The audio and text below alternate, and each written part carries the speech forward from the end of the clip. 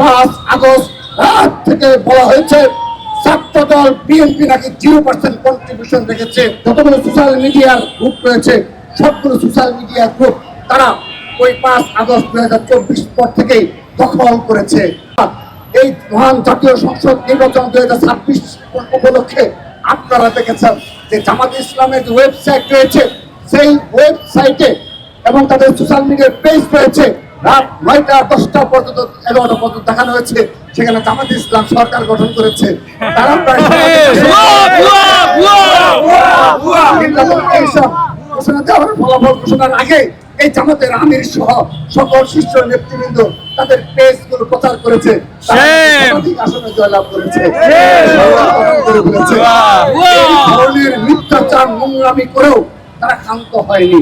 তার উজ্জ্বল দৃষ্টান্ত গতকাল এই তাদের শিবির কর্তৃক যে নারীকে এ ধরনের মিথ্যাচার গুম হিসাবে আখ্যায়িত করেছে। শুধু তাই নয়, আমরা আজকের এই প্রতিবাদ সমাবেশ থেকে ইসলামী ছাত্র শিবিরের প্রতি ধিক্কার জানাচ্ছি। যেখানে নারী ধর্ষণের শিকার হয়েছে সেই নারী নাম উল্লেখ করে তারা প্রেস সহ তারা সোশ্যাল মিডিয়ায় প্রচার চালিয়েছে। কোথায় কোথায় ইসলামের কথা বলে, কোথায় কোথায় নারীর অধিকারের কথা বলে, কিন্তু তাদের আসল যে চরিত্র আমরা তাদের কৃতকর্মে প্রকাশ পাই। আমরা তাদের এই মানসিকতার ধিক্কার জানাচ্ছি। প্রিয় উপস্থিতি, 5 আগস্ট পরবর্তী সময়ে বাংলাদেশ জাতীয় ছাত্রদল মনে করেছিল আমরা একটি উদার ছাত্র রাজনীতি উপহার দেব এবং উদার সহনশীল ক্যাম্পাস আমরা নিজেরা উপহার দেব এবং অপর ছাত্র সংগঠন যারা রয়েছে তাদের কাছ থেকেও আমরা সে ধরনের ছাত্র রাজনীতি প্রত্যাশা করেছিলাম। আমাদের একটি ঐতিহাসিক সুযোগ ছিল এক এবং ঐক্যবদ্ধভাবে এই জুলাই আগস্টের গণ অভ্যুত্থানের চেতনাকে ধারণ করে একটি নতুন বাংলাদেশ নির্মাণে আমরা প্রতিটি ক্যাম্পাসে কাঁধে কাঁধ মিলিয়ে সাধারণ শিক্ষার্থীদের পাশে থাকবো। কিন্তু আপনারা দেখবেন সেই 5 আগস্ট রাত থেকে বলা হয়েছে ছাত্রদল বিএনপি নাকি 0% কন্ট্রিবিউশন রেখেছে। তারা সোশ্যাল মিডিয়ায় সেটি এস্টাবলিশ করার জন্য এমন কোন মিথ্যাচার প্রপাগান্ডা নেই। দেশি এবং বিদেশি ভোট বাহিনীর শক্তি নিয়ে তারা ঝাঁপিয়ে পড়েছিল এবং সোশ্যাল মিডিয়া তারা নিয়ন্ত্রণ নিয়েছে।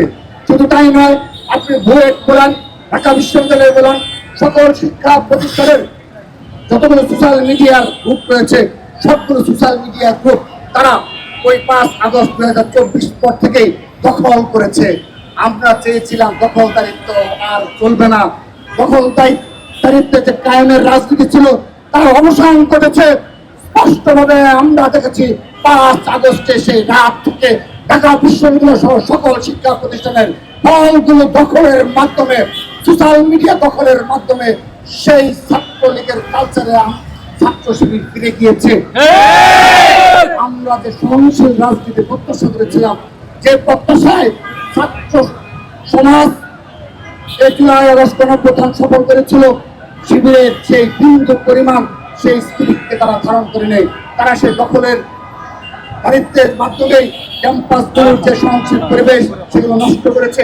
আজকের এই প্রতিবাদ সমাবেশ তাদের উদ্দেশ্যে করছি।